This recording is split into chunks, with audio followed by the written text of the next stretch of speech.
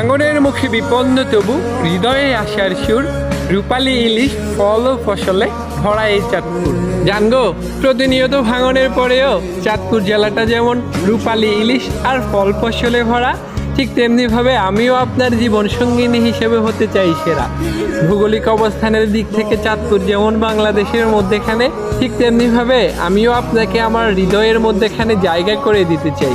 চাঁদপুরের রূপসা জমিদার বাড়ি দেখে যেমন সবাই মুগ্ধ হয়, ঠিক তেমনিভাবে আমিও আমার ভালোবাসায় আপনাকে মুগ্ধ করতে চাই। আমি আপনার জীবন থেকে কখনো নরসিংহপুরের মতো হারিয়ে যেতে চাই না। আমি আমার ভালোবাসার অনুভূতিগুলোকে চাঁদপুরের মৎস্য জাদুঘরের মতোই আপনার মনে সাজিয়ে রাখতে চাই। পদ্মা, মেঘনা, ডাকাতিয়া নদীর যেমন মিলন হয়েছে চাঁদপুরে এসে, ঠিক তেমনিভাবে আমিও আমার মনের সাথে আপনার মনের মিলন ঘটাতে চাই। আপনার মন খারাপ হলে আমি কখনো লোহাগড়া মঠ আর অঙ্গীকার ভাস্কর্যের মতো নিশ্চুপ দাঁড়িয়ে থাকবো না, বরং চাঁদপুরের অভিনয় শিল্পী দিলদারের মতো আপনাকে নানা কৌশলে হাসাবো। বিশ্বাস করেন, আপনার জন্য আমার মনটা চাঁদপুরের বড় স্টেশনের মতোই বড়, আর চাঁদপুরের ছেলে প্রিমোশন ফিরোজ ভাইয়ের মতোই অনেক বেশি উদার। আমি আপনার মনটাকে নিয়ে কখনো চাঁদপুর স্টেডিয়ামের মতো খেলা করব না।